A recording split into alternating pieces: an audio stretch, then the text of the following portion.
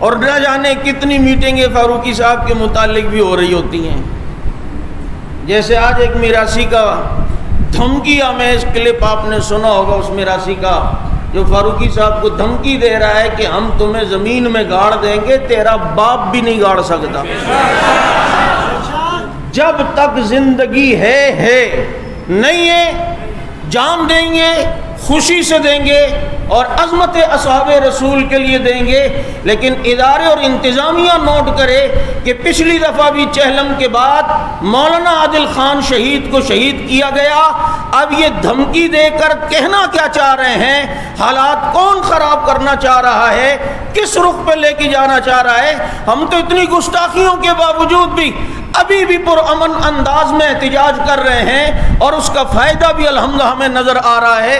دھڑا دھڑ ایف آئی آریں بھی کٹی جا رہی ہیں اور جناب گستاخان کے خلاف گھیرا بھی تنگ کیا جا رہا ہے. لیکن سامنے دیکھیں کیا کچھ ہوا. ایران نے گزشتہ 2 دن پہلے ایرانی بارڈر سے فائرنگ ہوئی، ایک ایف سی اہلکار پاکستان کے شہید ہوئے اور ابھی کل جو ہے 11 افراد جو پکڑے گئے سارے ایرانی تھے.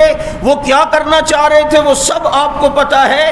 بابا صرف صحابہ اور اسلام کی بات نہیں ہے، اس طبقے سے پاکستان کو بھی خدا کی قسم خطرہ ہے، پاکستان کی طرف بھی للچائی ہوئی نظروں سے دیکھ رہا ہے. اس نے جو وہ دھمکی آمیز انداز میں بات کی، میں آسمانوں پہ اڑنا چاہتا ہوں، تم کو میں زمین میں گاڑوں گا. میں نے کہا آسمانوں پہ تو اس لیے بھی اڑ رہا ہے کہ یہ لوگ ڈاکٹروں سے ذرا پوچھو، جب ایک انسان کا بلڈ پریشر ہائی ہو اور جب وہ سو رہا ہو تو بعض دفعہ وہ خواب دیکھتا ہے کہ اوپر اڑ رہا ہے، اور جب بلڈ پریشر لو ہو تو ڈاکٹر کہتے ہیں سوتے ایسا لگ رہا ہے جیسے کنویں میں جا رہا ہے. تو جو آسمانوں پہ اڑتا ہوا نظر اس لیے آ رہا ہے کہ تیرا بلڈ پریشر فاروقی کی گرج نے اتنا اونچا کر دیا ہے کہ اب تجھے یوں خیالوں میں اونچائی نظر آ رہی ہے. یہ تو ایک بات میں نے کی، لیکن انتظامیہ کو سنجیدگی کے ساتھ اس دھمکی کی طرف توجہ دینی چاہیے یا نہیں دینی چاہیے؟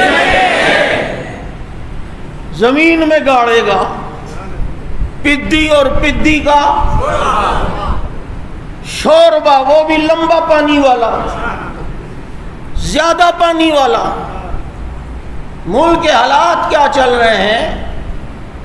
جب سے پڑوسی ملک میں اللہ والوں کی حکومت آئی ہے ان کو تکلیف شروع ہو گئی، وہاں سے ایران کو تکلیف شروع ہو گئی، امریکہ کو ہو گئی، سب کو تو ہے.